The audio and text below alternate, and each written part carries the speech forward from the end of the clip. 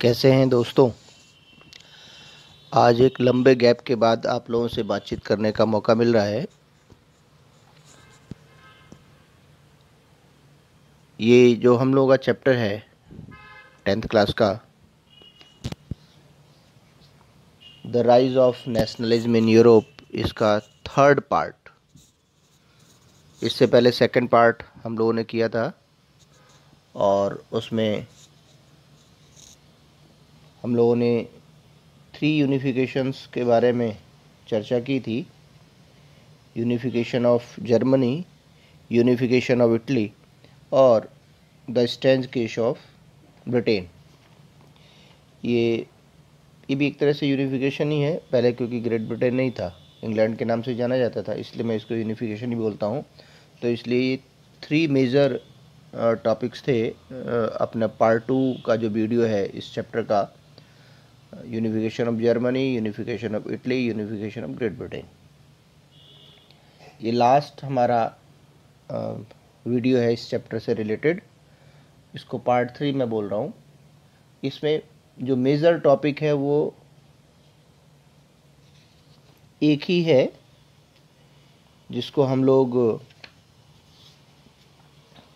Nationalism in and imperialism Balkans के नाम से जानते हैं। Balkans area.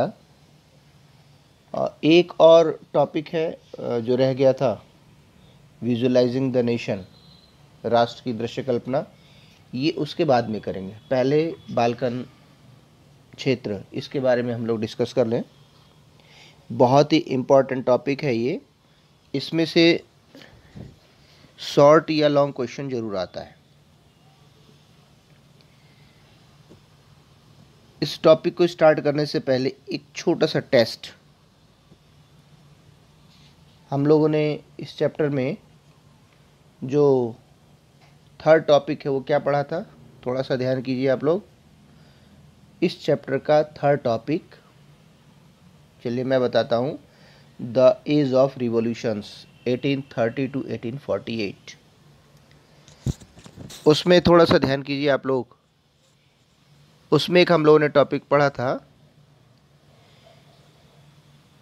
कि 1821 में स्ट्रगल फॉर इंडिपेंडेंस का स्पार्क हुआ था, और वो कहाँ पर हुआ था? वो बाल्कन एरिया में हुआ था। और बाल्कन एरिया में वो उस कंट्री को हम लोग ग्रीक्स के नाम से या यूनान के नाम से जानते हैं। ध्यान में आ गया? थर्ड टॉपिक का लास्ट पैराग्राफ, ठीक है ना? उसमें एक वर्ड यूज़ किया था वहाँ के पोएट्स ने, Greece as the cradle of European civilisation. और लास्ट में फिर जो है ट्रीटी ऑफ कॉन्स्टेंटिनोपल 1832 के द्वारा वो ग्रीस जो था उसने एक इंडिपेंडेंट नेशन के रूप में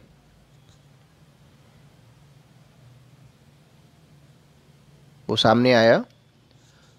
और ये जो सारा कुछ हुआ था वो बाल्कन एरिया में ही हुआ था। इसलिए मैं आप लोगों को थोड़ा सा बाल्कन्स में जाने से पहले इस थर्ड टॉपिक से आप लोगों को ऐड किया, मैंने जोड़ा है। बाल्कन जो क्षेत्र है, अगर आज का देखें हम लोग, उसमें रोमानिया, बुल्गारिया, अल्बानिया, यूनान, Macedonia, Croatia, Bosnia Herzegovina, Slovenia, Serbia और मोंटेनिग्रो, ये जो भी देश जितने भी दिखाई दे रहे हैं आपके, ये वर्तमान काल में भी हैं। इसमें से कई ऐसे देश हैं जो आज पूरे वर्ल्ड में एक बहुत अच्छी फुटबॉल टीम के रूप में भी जाने जाते हैं। जब ये वर्ल्ड कप होता है फुटबॉल का, तो उस समय आप लोगों के ध्यान में आता होगा कि अरे ये तो हमने 10th में पढ़ा था, ये तो हमारे चैप्टर में इस देश का नाम। और जो लास्ट अभी जिस देश ने फुटबॉल का वर्ल्ड कप जीता था, लास्ट नहीं उससे पहले वो बाल्कन एरिया का ही एक छोटा सा देश, बहुत, और उस समय उसके बारे में बहुत कुछ जानने की लोगों ने कोशिश की थी। तो ये बाल्कन एरिया, इसके बारे में इसका थोड़ा सा मैप देख लें हम लोग, उसके बाद फिर हम आगे बढ़ते हैं। देखिए ये एक, इससे पहले भी मैंने ये आप लोगों को मैप दिया था। ये बाल्कन क्षेत्र, सर्बिया, ये सर्बिया है, ये रोमानिया, बल्गारिया, है ना, ये ग्रीस जिसको यूनान भी बोला जाता है, और ये इसमें का ये जो पूरा क्षेत्र है, ये पूरा ही ऑटोमन जो एम्पायर था उसके अंतर्गत था। अब आगे बढ़ते हैं हम लोग कि आखिर इस बाल्कन क्षेत्र में इतना टेंशन क्या था, किस लिए इसको कहा जाता है और क्या इसका इम्पोर्टेंस है। उस समय ये एक नेशनलिस्ट टेंशन के लिए जाना जाता था, बाल्कन क्षेत्र।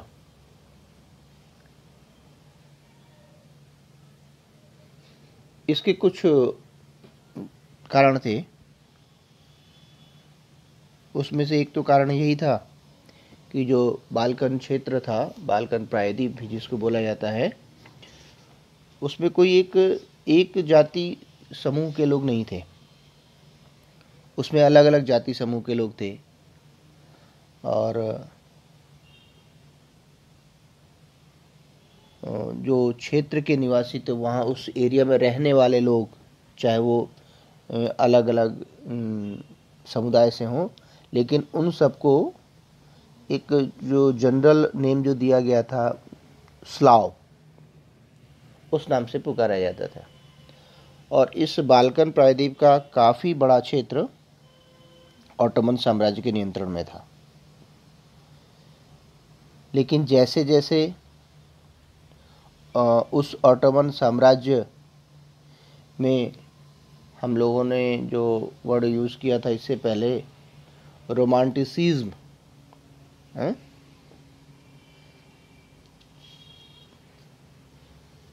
जिसके लिए आप लोग उनको भी, ग्रीम ब्रदर्स को भी याद करते हैं। उस रोमांटिसिज्म के कारण से हमने पढ़ा था कि जो राष्ट्र का निर्माण होता है वो केवल क्रांतियों के द्वारा नहीं होता है, वो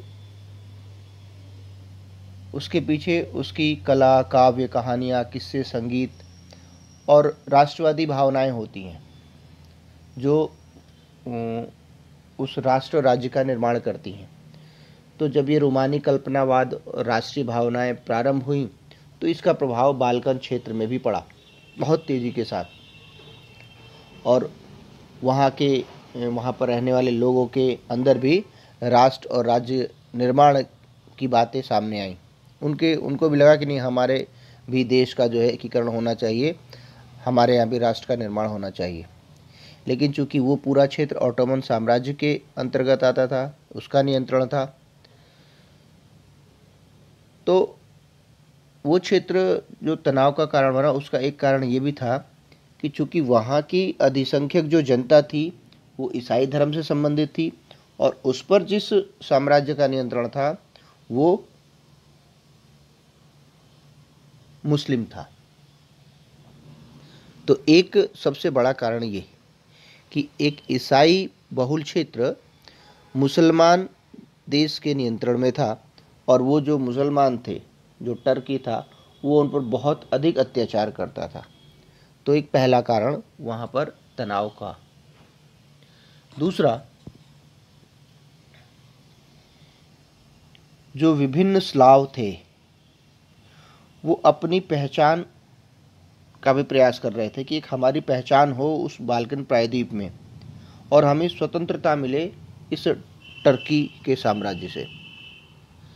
धीरे धीरे जब वहाँ पर राष्ट्रवाद पनपा और आधुनिकता आई, लोगों की समझ बढ़ी। तो 19वीं शताब्दी में जो टर्की एम्पायर था उसका कंट्रोल थोड़ा लूज़ हुआ और जैसे ही उसका कंट्रोल लूज़ हुआ, वहाँ का शासन दुर्बल हुआ, तो बाल्कन राज्य के लोगों ने टर्की साम्राज्य के विरुद्ध विद्रोह करना प्रारंभ किया। और उस समय जो टर्की एम्पायर था उसको बोला गया सिक मैन ऑफ यूरोप, यूरोप का बीमार। तो ये दूसरा कारण, वहाँ पर विद्रोह प्रारंभ होने का दूसरा कारण, टेंशन प्रारंभ होने का दूसरा कारण कि टर्की का एम्पायर जो था, टर्की साम्राज्य था, उसका नियंत्रण ढीला पड़ता चला गया, दुर्बल होता चला गया। अगला कारण, जो बाल्कन के राज्य थे वो एक दूसरे से बहुत ही ईर्ष्या करते थे, जलते थे, है ना। The Balkan states were fiercely jealous of each other and each hoped to gain more territory at the expense of the others। ईर्ष्या भी करते थे और एक दूसरे से अधिक क्षेत्र अपने नियंत्रण में करने का प्रयास कर रहे थे, सोच रहे थे, विचार कर रहे थे, है ना।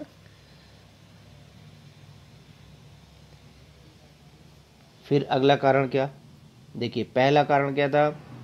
पहला कारण ये था कि बाल्कन जो राज्य थे उस पर वो ईसाई बहुल था और उस पर एक मुसलमान जो इस्लाम धर्म पर आधारित राज्य था टर्की, उसका नियंत्रण था और उस पर अत्याचार करता था। दूसरा,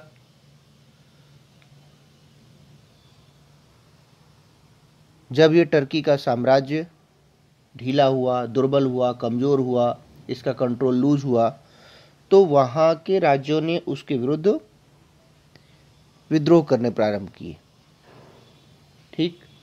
तीसरा कारण, जो वहाँ के विभिन्न स्लाव थे उन्होंने अपनी पहचान और अपने देश की पहचान के लिए और अपने देश को टर्की से स्वतंत्र कराने का प्रयास प्रारंभ किया। चौथा कारण, जो बाल्कन स्टेट्स थे वो एक दूसरे से ईर्ष्या करते थे और लगातार प्रयास करते थे कि जो दूसरे राज्य हैं उससे हमारा साम्राज्य, उससे हमारा राज्य, हमारी सीमाएं अधिक हो जाए। अगला कारण जो बहुत ही महत्वपूर्ण था, जिसके कारण से तनाव और अधिक बढ़ा तेजी के साथ, वो ये था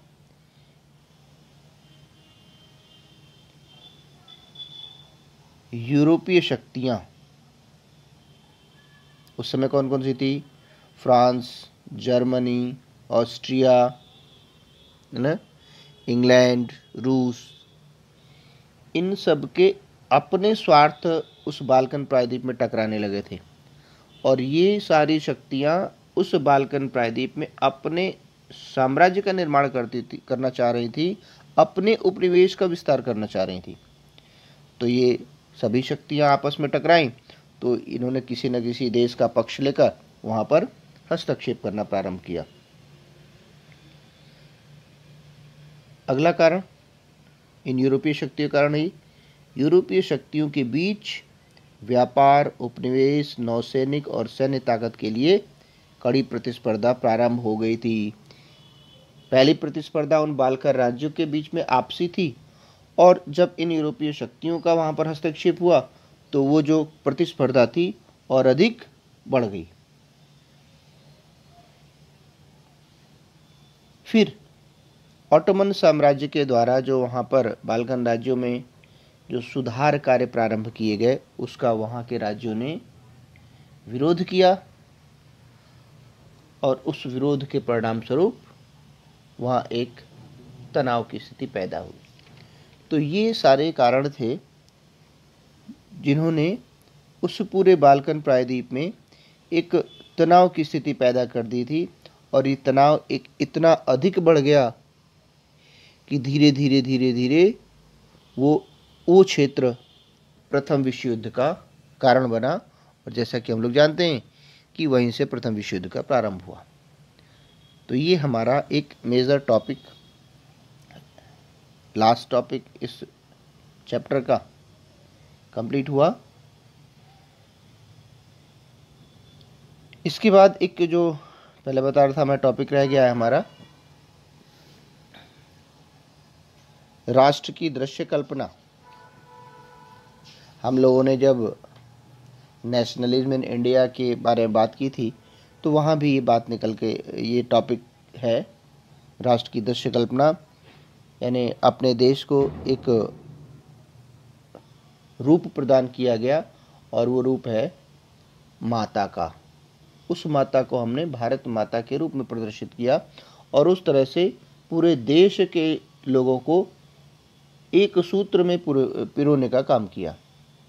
वही सारी चीज़ें यहाँ भी दिखाई देती हैं। That is the female figure become an allegory of the nation, यानी यहाँ भी यूरोप में भी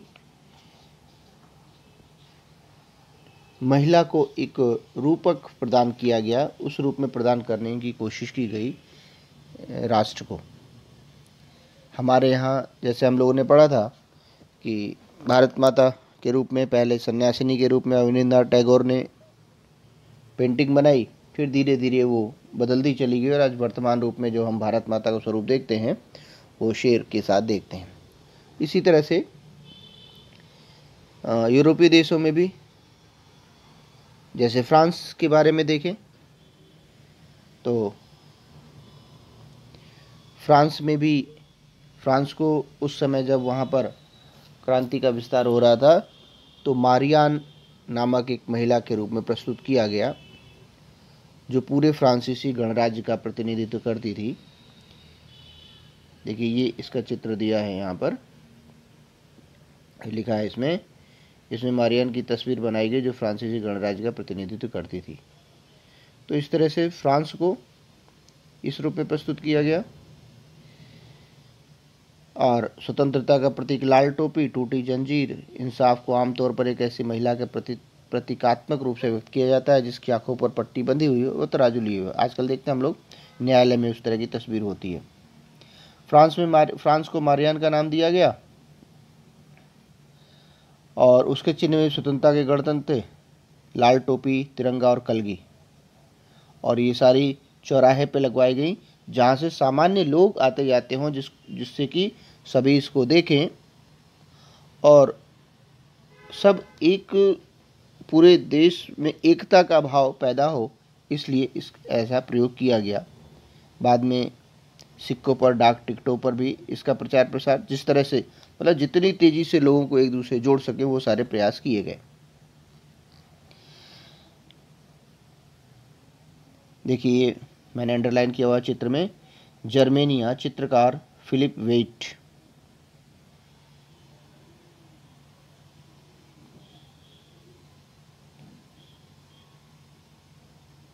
फिलिप वेट 1848 चित्रकार ने जर्मेनिया के इस चित्र को सूती झंडे पर बनाया, चूँकि इसे सेंट पॉल चर्च की छत से लटकना था और जहां मार्च 1848 में फ्रैंकफर्ट संसद बुलाई गई। अब मैंने इसको रेक्टेंगल में क्यों लिया, इस से भी ये क्वेश्चन बन सकता है कि जो 1848 में जो जर्मेनिया का चित्र बनाया गया वो किस पर बनाया गया, या उसको कहाँ पर फहराना था, कहाँ पर लटकाना था। इस तरह से कोई सा भी चित्र बन सकता है, या ये चित्र दिखा दिया जाएगा और इसके बारे में कहा जाएगा कि आप इसके बारे में 2 बिंदु लिखें, तो इस तरह से भी क्वेश्चन बन सकता है। तो हम लोगों की जो अपनी स्टडी है वो हर तरह से होनी चाहिए ताकि किसी तरह का कोई क्वेश्चन आ जाए हम उसका आंसर देने में सक्षम हो सकें। ये देखिए ये जर्मेनिया का चित्र है और जर्मेनिया गार्डिंग द राइन नदी पर पहरा देती जर्मेनिया, जर्मनी को इस रूप में प्रस्तुत किया गया। 1868 में चित्रकार लॉरेंज क्लॉसन को यह चित्र बनाने का काम सौंपा गया। जर्मेनिया की तलवार पर लिखा हुआ है, जर्मन तलवार जर्मन राइन की रक्षा करती है, the German sword protects the German Ryan.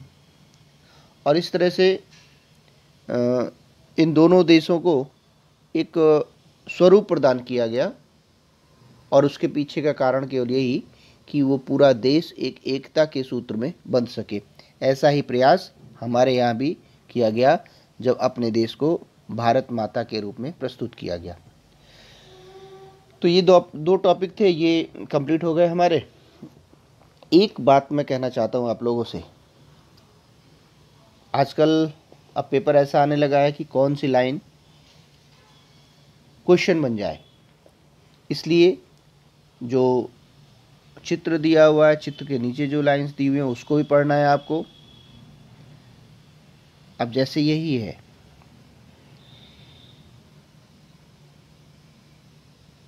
Eighteen 1868 में चित्रकार लॉरेंस क्लॉसन, तो ये चित्र दिखा दिया जाएगा और ये क्वेश्चन हो सकता है पूछ ले कि इस चित्र को कब और किस चित्रकार के द्वारा बनाया गया। तो इस तरह से क्वेश्चन भी आ सकता है, आता है, तो इसको इस तरह से भी तैयारी करनी है हमें। फिर प्रतीकों के क्या अर्थ होते हैं, टूटी हुई बेड़ियाँ, बाज छाप कवच, बलूत की पत्तियाँ, तलवार, तलवार पर लिपटी जैतून की डाली। तो इस तरह से हमें अपनी तैयारी ऐसी करनी है कि क्वेश्चन कहीं से भी आ जाए हम उसको देने में सक्षम रहें। जैसे आज थोड़ा सा क्वेश्चंस के बारे में बात करेंगे हम, केवल बाल्कन क्षेत्र के टॉपिक को लेकर ही, कि आखिर कैसे क्वेश्चन बन सकते हैं। एक क्वेश्चन तो वही जो मैंने शुरू में पूछा था कि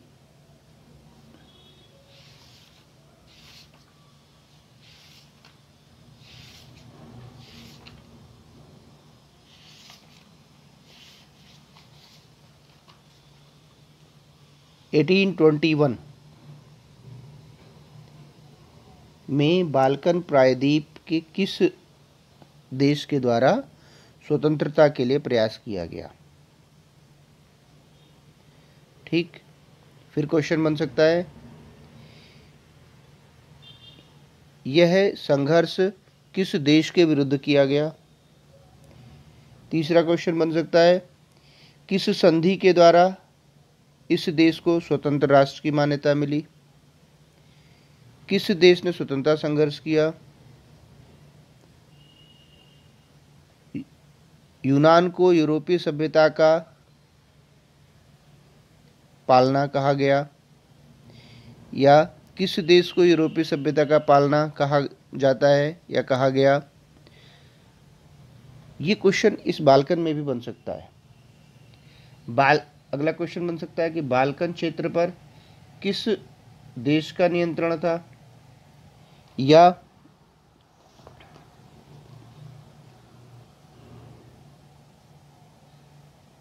बाल्कन क्षेत्र में रहने वाले लोगों को आमतौर पर किस नाम से जाना जाता था। ठीक है ना।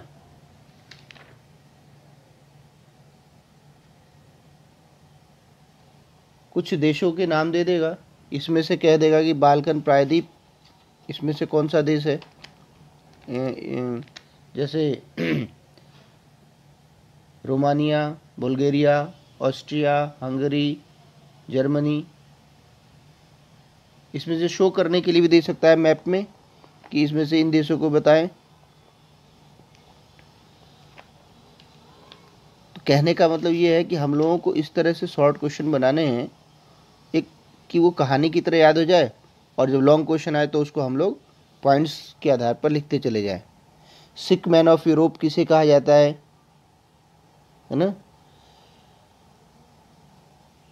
बाल्कन क्षेत्र में किन किन यूरोपीय देशों के द्वारा हस्तक्षेप प्रारंभ किया गया। तो इस तरह से बहुत सारे क्वेश्चंस बन सकते हैं।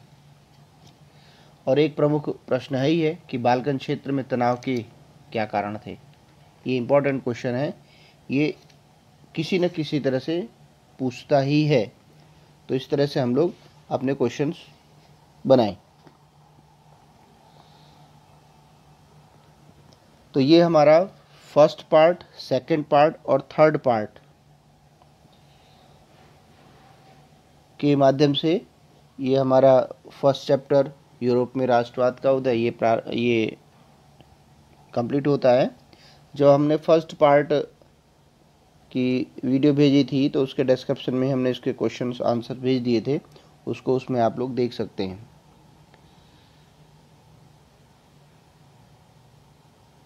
एक बात ध्यान रखिए आप लोग कि जैसे आप लोग साइंस के क्वेश्चंस का आंसर कोई सर्किट, कोई डायग्राम, कोई फिगर बनाकर देते हैं, वैसे ही यहाँ भी आप जितना अधिक मैप का यूज़ करेंगे और जो क्वेश्चन का आंसर लिख रहे हैं आप उसको बोल्ड करेंगे, हाईलाइट करेंगे, उतने ही अच्छे मार्क्स आपको मिलेंगे। और अपनी बुक को बिल्कुल कलर कर दीजिए पढ़ते पढ़ते। पहले जो आपका जो सबसे अधिक इम्पोर्टेंट लाइन है उसको एक कलर से, उससे थोड़ा सा कम लगता है उसको दूसरे कलर से। इस तरह से आप एक अपना इंडिकेशन बनाइए कि हाँ, ये अगर आपको ग्रीन कलर से हाईलाइट कर दिया है तो इम्पॉर्टेंट लाइन है, मोस्ट इम्पॉर्टेंट लाइन है, उसको आपको करना ही करना है। तो इस तरह से अगर आप लोग पढ़ते अपनी तैयारी करते हैं तो मैं समझता हूँ कि बहुत अच्छे मार्क्स आएंगे आप लोगों के और बहुत अच्छी तैयारी होगी। एक्सरसाइज क्वेश्चन पर बेस्ड मत रहिएगा आप लोग, अपनी तैयारी अपनी तरह से करते रहें। जहाँ पर आप फंसते हैं, जहाँ पर आपको समझ में नहीं आता है, तुरंत एनी टाइम आप मुझे कांटेक्ट कर सकते हैं, मैं आप सभी के लिए उपलब्ध रहूँगा।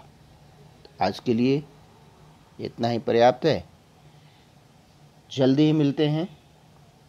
धन्यवाद। नमस्कार।